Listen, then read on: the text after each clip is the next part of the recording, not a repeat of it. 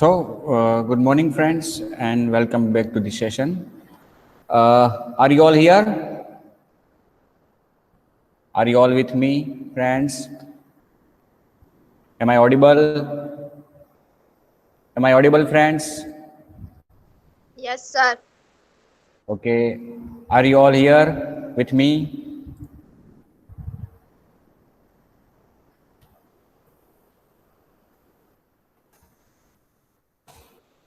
See, today I am going to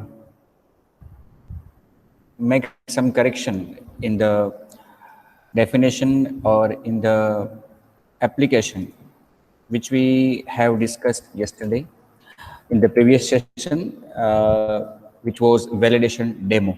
Okay, so today we will implement few more things in that application, and then in the next session, that is day after today, or tomorrow, or whenever our next session is scheduled, we will start new chapter. Okay, so friends, I am presenting my screen to all of you. Okay,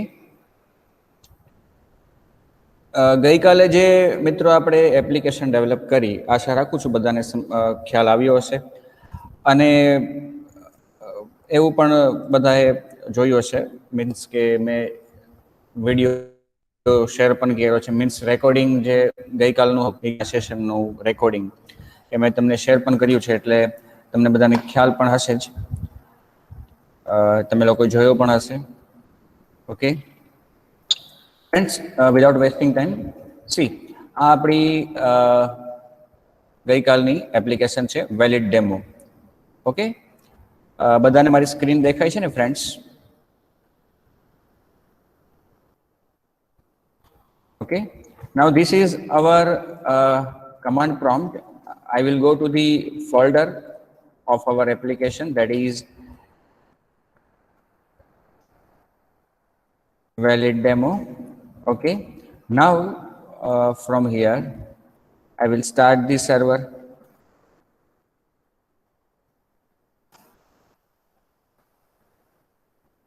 Spelling is incorrect. Okay, as I have started the server.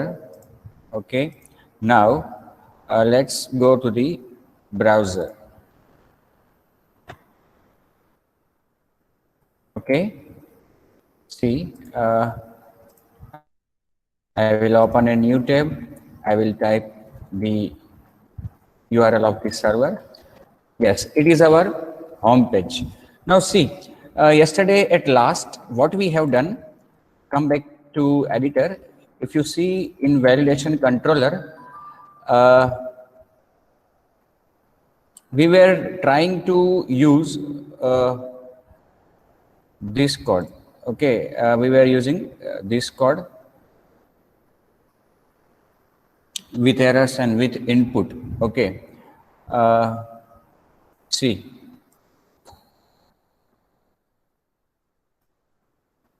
I have commented these lines. Okay, right now the rule for validation says that our rule for validation is like that. Wait, where it, let's go.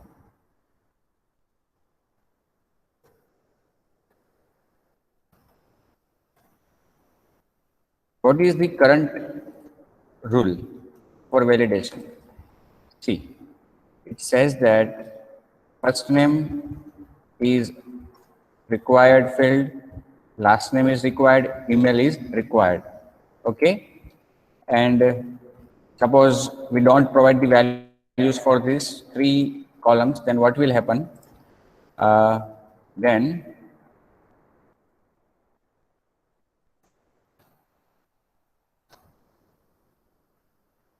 errors, validation exception will be generated, and the message of errors will be displayed, and for that we have written this logic.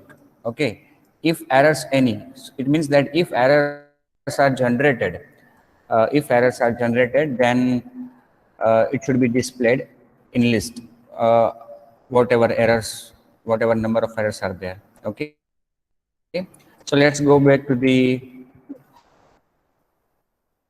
browser. This is our registration page. Clicking on register. Now see, I am not entering first name and I am submitting the form. There is somewhere a semicolon is forgotten to put, where it is showing error. Validate data unexpected, line number 17 here. Request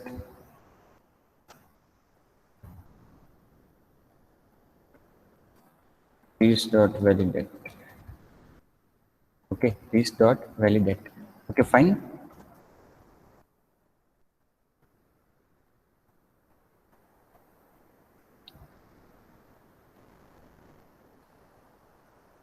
There is unexpected semicolon. Request validate this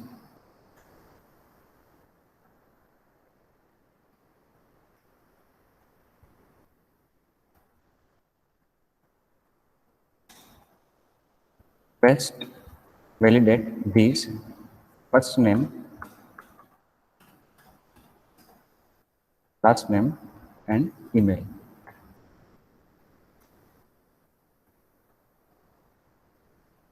It was implemented in the last lecture.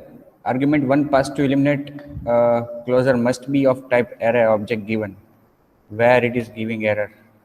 Argument 1 to request eliminate foundation closure. Now why this error is shown? What is happened here? Request validate. Okay C આપણે જો બે પદ્ધતિ તમને બતાવી છે. Actually અહીંથી cut થઈ ગયું અને બે કોડિંગ મિક્સ થઈ ગયા હતા અહીંયા. એકચ્યુઅલી ગઈકાલે મેં તમને કીધું હતું કે આપણે બે રીતે આ વેલિડેટ મેથડનો યુઝ કરી શકીએ છીએ. એક રિક્વેસ્ટ ઓબ્જેક્ટ દ્વારા વેલિડેટ કોલ કરીએ, બરાબર, ડાયરેક્ટ એમાં રૂલ પાસ કરી દઈએ.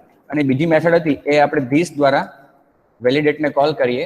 ધીસ એટલે કે કરંટ કંટ્રોલરનો ઓબ્જેક્ટ. તો પહેલી આર્ગ્યુમેન્ટ એમાં પાસ કરવી પડે રિક્વેસ્ટ અને પછી આપણા રૂલ્સ, બરાબર. આ જે રૂલ્સ છે આપણા એ આપણે અહીંયા સેકન્ડ આર્ગ્યુમેન્ટમાં પાસ કરી શકીએ. આ બંનેમાંથી કોઈ પણ રીતનો આપણે યુઝ કરી શકીએ. ઓકે, આ બંને આપણે ગઈકાલે જોઈ હતી. અત્યારે આપણે આ સેકન્ડનો યુઝ કરીએ. ધીસ એટલે કે કંટ્રોલર દ્વારા વેલિડેટ મેથડ કોલ કરીએ છીએ. કરંટ રિક્વેસ્ટમાં જે ડેટા છે એને આપણે વેલિડેટ કરાવવા છે અને આ એનો રૂલ છે. Okay, fine.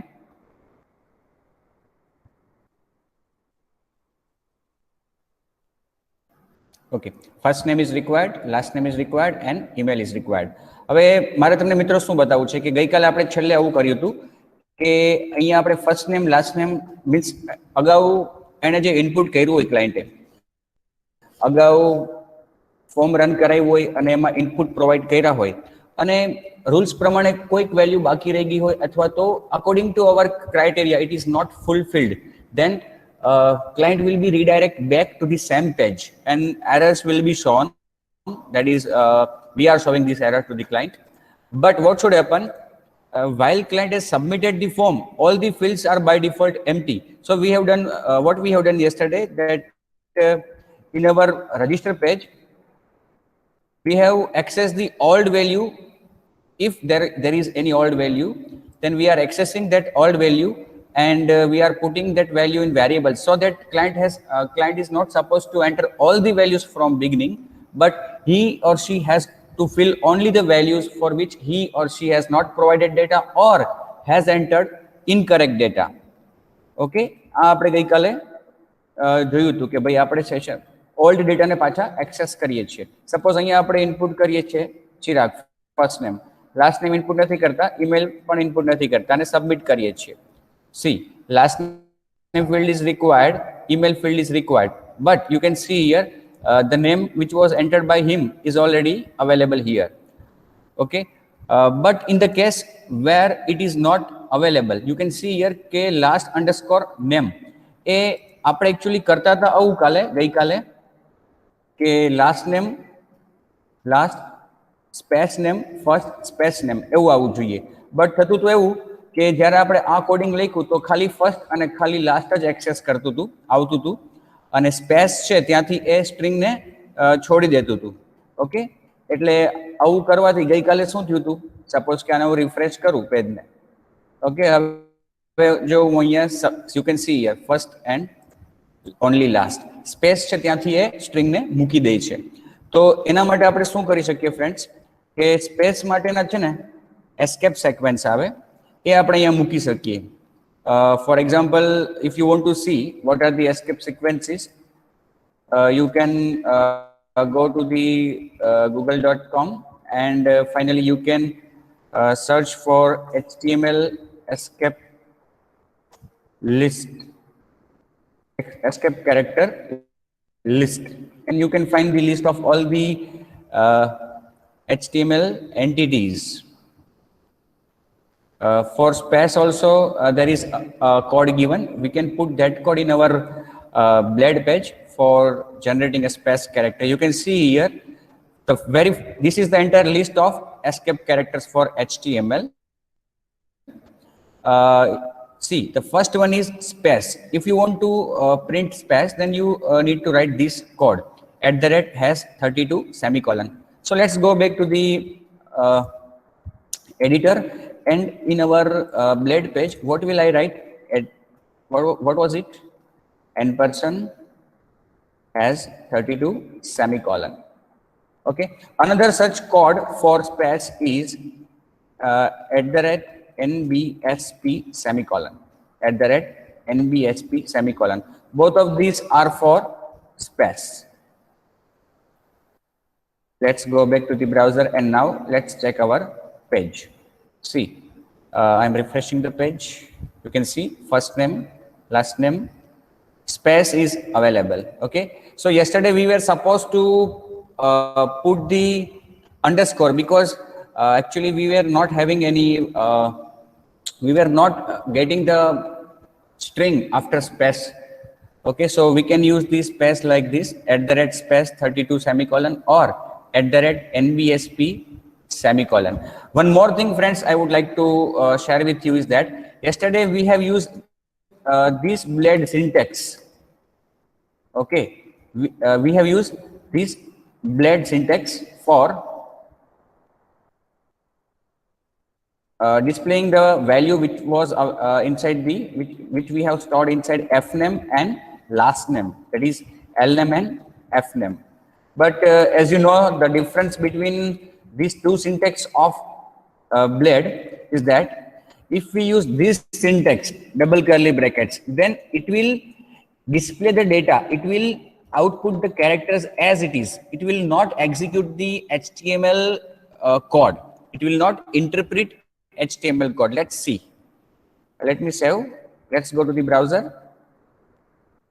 It will print the escape character, sorry, not escape characters, but the code. You can see here, first name is equal to first name, here also NBSP. So the code which we have written for space is not executed.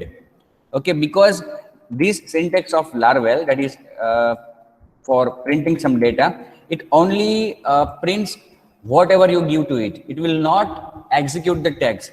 If we want to execute the text, then we have to use this syntax. In the last chapter, which we have discussed on Monday, the very last topic was difference between both these syntax, double curly brackets and this syntax.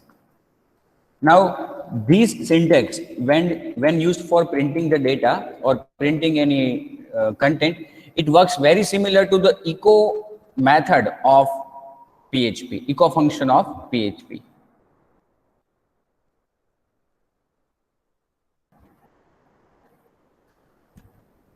Still, there is somewhere maybe some mistake.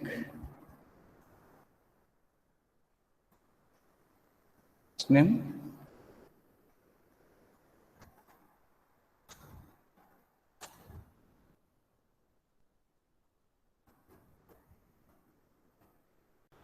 Now, the next thing which I would like to use here is that come back to our master.blade.php page, And here you can see that we have defined a standard layout. That means this is the master page or the parent page, which will be used in different child pages. Let me close all the blade pages. Okay. ગઈકાલે મેં તમને કીધું હતું કે આપણે actually ઘણા developers એવું પણ કરે છે કે ફોલ્ડર્સ બનાવીને એની અંદર બ્લેડ પેજીસને સેવ કરતા હોઈએ. તો ફોલ્ડર છે ત્યાં જઈ અને હું શું કરું, પહેલા વેલિડ ડેમો, ઓકે, એમાં રિસોર્સિસ એન્ડ વ્યૂઝ, ત્યાં જઈને હું લેઆઉટ્સ નામનું, ઓકે, કે જ્યાં હું મારા પેરેન્ટ લેઆઉટ્સ રાખીશ. આ માસ્ટર અને વેલકમ એ બંનેને હું ત્યાં રાખી દઉં. ઓકે. અને એક બીજું, સપોઝ કે મારો પ્રોજેક્ટ છે સ્ટુડન્ટનો છે, તો એક સ્ટુડન્ટ્સ નામનું પેજ ફોલ્ડર બનાવું છું અને રજિસ્ટરનું પેજ છે એને હું એની અંદર રાખી દઉં છું. ઓકે. આ રીતે મેં હાયરાર્કી ક્રિએટ કરી છે. Now let's go back to the editor. અહીંયા આપણે હવે પાછા પહેલા રિસોર્સિસને ઓપન કરીએ. Blade, master, welcome, then register. Now first of all in the register page જ્યાં આપણે અહીંયા લખ્યું છે extends master, ત્યાં શું લખવાનું આવે? layouts.master. કેમ કે માસ્ટર પેજ છે એ લેઆઉટ્સ ફોલ્ડરની અંદર આવેલું છે. સિમિલરલી આપણું જે રૂટ જ્યાં ડિફાઇન થયેલા છે વેબ રૂટ્સ, ત્યાં પણ હવે આપણે અહીંયા સપોઝ માસ્ટર લખ્યું છે તો ત્યાં શું લખવાનું? layouts.master. અહીંયા રજિસ્ટર લખ્યું છે તો અહીંયા સ્ટુડન્ટ્સ ફોલ્ડરની અંદર આવેલું છે, સો વી વિલ રાઇટ students.register. આ રીતે લખવાનું છે. Let's check it.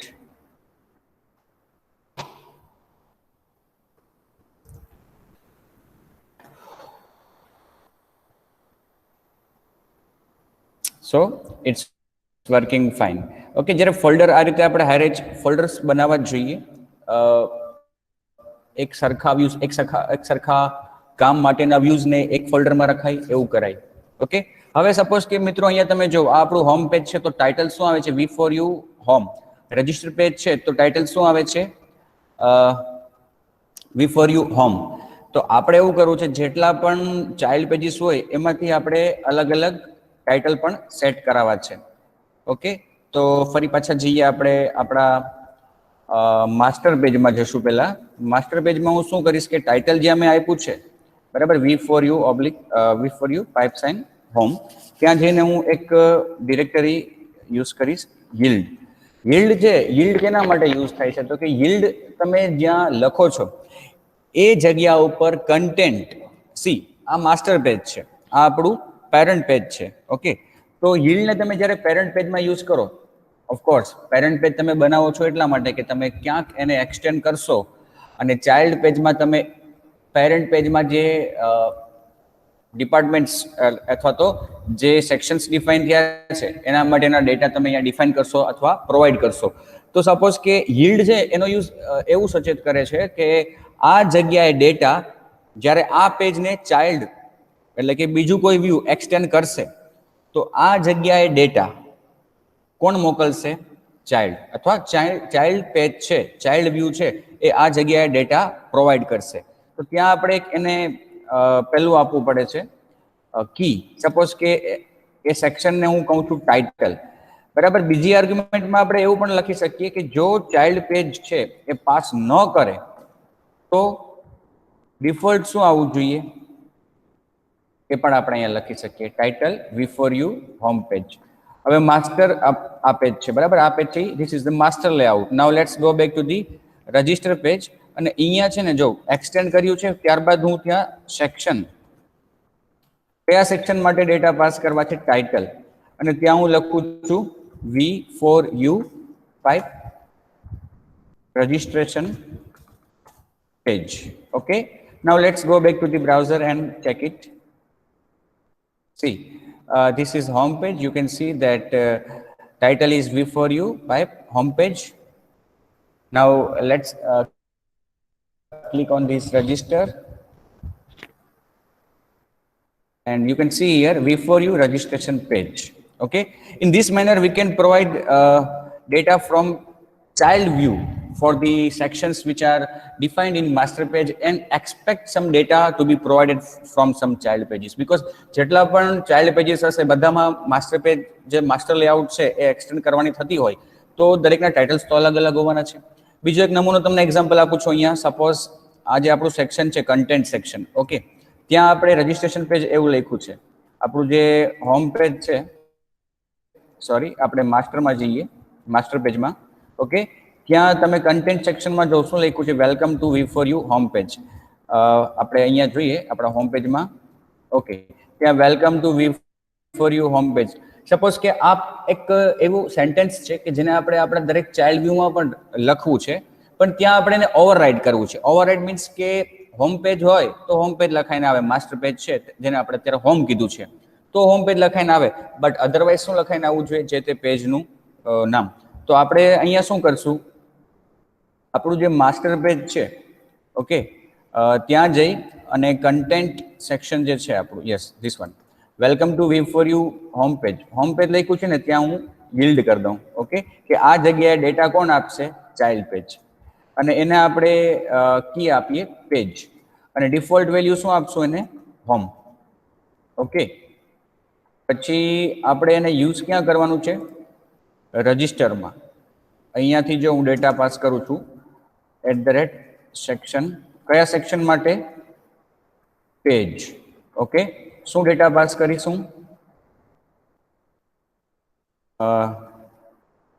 Registration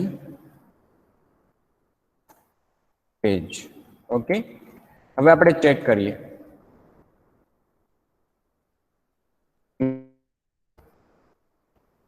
welcome to V4U home page, clicking on register. C register ઉપર ક્લિક કર્યું આપણે તો પહેલો ડેટા જે હતો આપણો વેલકમ મેસેજ એ આવતો જ નથી, અને રજિસ્ટ્રેશન પેજ અને આખું ફોર્મ આવે છે. એવું શા માટે, તો કે આપણું જે ચાઇલ્ડ પેજ છે which is register.blade.php, you can, if you see here, in the master page, we have defined this section, that's fine, content, okay, but in our child view we have over that section, એ આખા section ને આપણે override જ કરી નાખ્યો છે. એટલે માસ્ટરમાં જે હતું એ જતું રહેશે અને ચાઇલ્ડનો કન્ટેન્ટ આખો એની ઉપર આવી જશે. પણ સપોઝ કે આપણે પહેલો મેસેજ રાખવો છે તો પછી એવું કરવું પડે કે એ મેસેજને આપણે કન્ટેન્ટ સેક્શનની બહાર લઈ લઈએ. કન્ટેન્ટ સેક્શનની બહાર લઈ લઈએ એટલે કન્ટેન્ટ સેક્શનમાં ચાઇલ્ડનું પોતાનું કન્ટેન્ટ આવશે અને આ મેસેજ બારોબાર છે તો મેસેજ પણ હવે ડિસ્પ્લે થશે. Let's go back to the browser.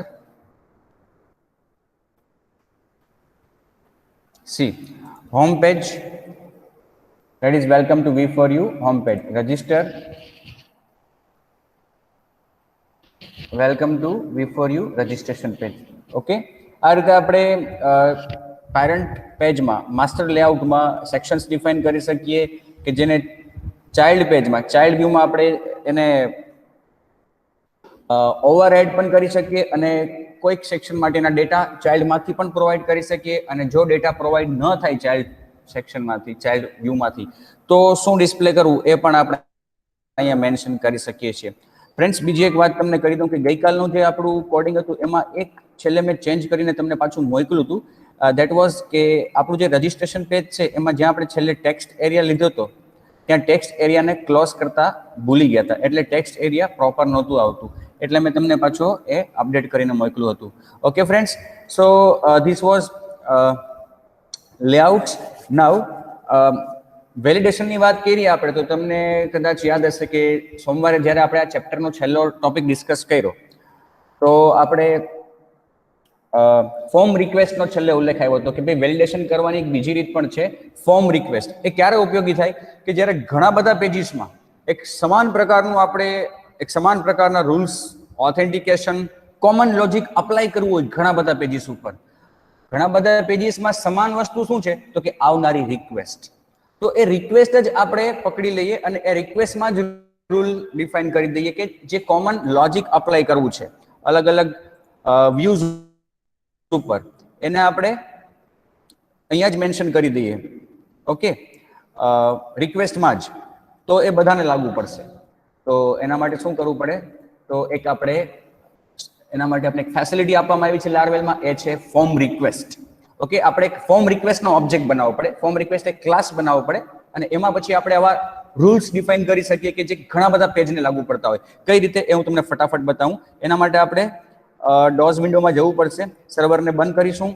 Okay, અને એના માટે આર્ટિઝન કમાન્ડ છે make request my request. C command છે મેક કોલન રિક્વેસ્ટ અને અહીંયા માય રિક્વેસ્ટ છે, મેં રિક્વેસ્ટનું નામ આપ્યું છે. એન્ટર કી પ્રેસ કરશું એટલે request created successfully. Okay, now C here, અહીંયા આપણા પ્રોજેક્ટ સ્ટ્રક્ચરમાં પ્રોજેક્ટ એક્સપ્લોરરમાં તમે જોઈ શકો એપ ફોલ્ડર, એની અંદર http, એમાં રિક્વેસ્ટ ને my request dot php page. Okay, C હવે આ માય રિક્વેસ્ટ છે ને એ એક પ્રકારની રિક્વેસ્ટનો જ ઓબ્જેક્ટ છે, પણ એમાં આપણે રૂલ્સ અહીંયા ડિફાઇન કરી શકીએ. જો તમે અહીંયા બે મેથડ છે, ઓથોરાઇઝ અને રૂલ્સ. હવે ઓથોરાઇઝ મેથડ છે એમાંથી બાય ડિફોલ્ટ રિટર્ન શું થાય છે? ફોલ્સ રિટર્ન થાય છે. જો ફોલ્સ રિટર્ન થાય ઇટ મીન્સ કે object or the resource is forbidden for the client. Client આને એક્સેસ નહીં કરી શકે. અત્યારે હું એને ફોલ્સ રહેવા દઉં છું. ઓકે, હવે જો રૂલ્સ જે પણ આપણે ડિફાઇન કરવા હોય, તમે અહીંયા જોઈ શકો કે આપણે હમણાં એક્ઝામ્પલમાં 3 રૂલ્સ જોયા હતા. તો આ 3 રૂલ્સને અહીંથી કોપી કરી નાખું અને માય રિક્વેસ્ટમાં જો અહીંયા રૂલ્સમાં આપણે રિટર્ન પણ લખેલું આવ્યું છે, એરે પણ આવ્યો છે. એ એરેની અંદર ખાલી હું આર્ગ્યુમેન્ટ પાસ કરી દઉં. શું? First name required, last name required and email also required. Okay,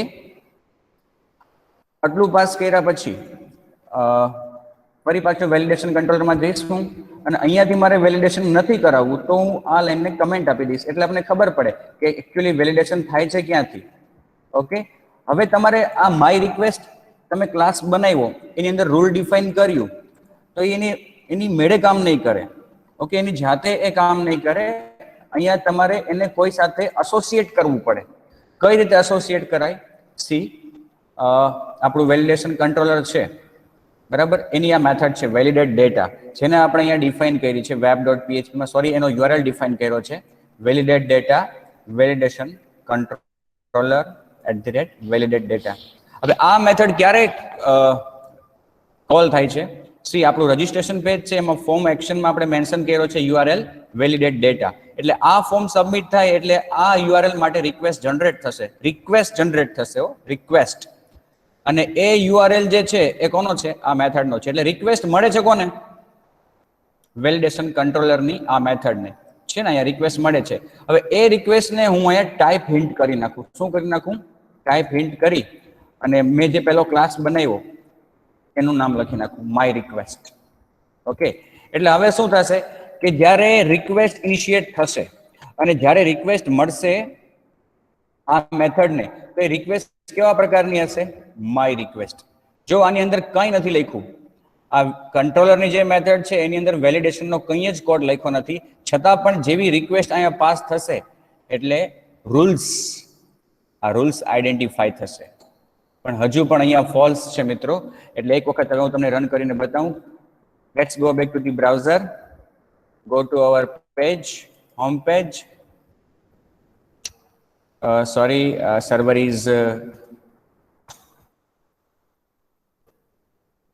Server was stopped. Let me start the server. Let's go back to the browser, refresh the page. Okay, home page, register. Now I will submit this form as it is, means empty. Oh, this class does not exist. Okay, we need to mention the use statement for that class. Use http / what is request, name of the folder is request, then my request, but the http folder is inside app folder, so we should write like this. See, this class was not actually we need to write this line in our controller. કંટ્રોલરમાં use statement વાપરવું પડે એટલા માટે કે આ my રિક્વેસ્ટનો use કરીએ છીએ આપણે, એ લાર્વેલ એન્વાયરમેન્ટને એ ક્લાસ મળતો નથી. તો એ ક્લાસ ક્યાંથી મળશે એનો ફુલ્લી ક્વોલિફાઈડ પાથ આપણે અહીંયા લખી નાખ્યો. Very similar to the include statement in C language, import statement in Java. Okay, let's refresh the page. Forbidden. This action is unauthorized. See, why this message is appearing? Because we have written false from authorized method. So let's go back to the editor and go. We will go to the my request.php and we will correct this thing. By default false હતું એને આપણે true કરી નાખીએ છીએ. Authorise it means client is authorise. અત્યારે આપણે check નથી કરવું કોણ છે ક્લાયન્ટ, બટ આપણે ઓથોરાઇઝ ક્લાયન્ટ છે બીકોઝ કે ટેસ્ટિંગ કરીએ છીએ આપણે, એટલા માટે આપણે પોતે જ ક્લાયન્ટ છે તો ઓથોરાઇઝ છે એટલે આપણે ટ્રુ કરી નાખીએ છીએ. Okay, let's check it. C શું થયું? રિફ્રેશ કરું છું પેજને. ઓકે, સબમિટ કરું છું. First name is required, last name is required, email is required. ને આ જે વેલિડેશનના રૂલ્સ છે મેં ક્યાં ડિફાઇન કરેલા છે? માય રિક્વેસ્ટ.php માં.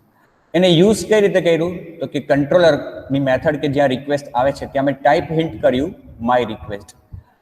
હવે તમે આવી બીજી જેટલી પણ મેથડ્સ ડિફાઇન કરો અલગ અલગ વ્યૂઝ માટે, એમાં તમે જો ટાઈપ હિન્ટ કરીને માય રિક્વેસ્ટ લખી નાખો એટલે એ આવનારી રિક્વેસ્ટ ઉપર પહેલા રૂલ્સ અપ્લાય થશે અને જો ફૂલફિલ થશે તો જ આગળ વધશે એટલે કે નેક્સ્ટ એ નીચે લખ્યું છે ને મેસેજ એ પ્રિન્ટ થશે.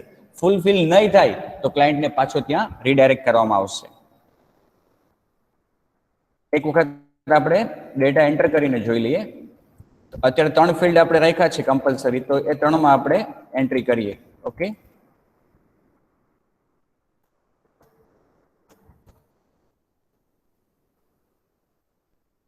સબમિટ. વેલિડેશન સક્સેસફુલ એટલે કે અહીંયા વેલિડેશન સક્સેસફુલ ગયું.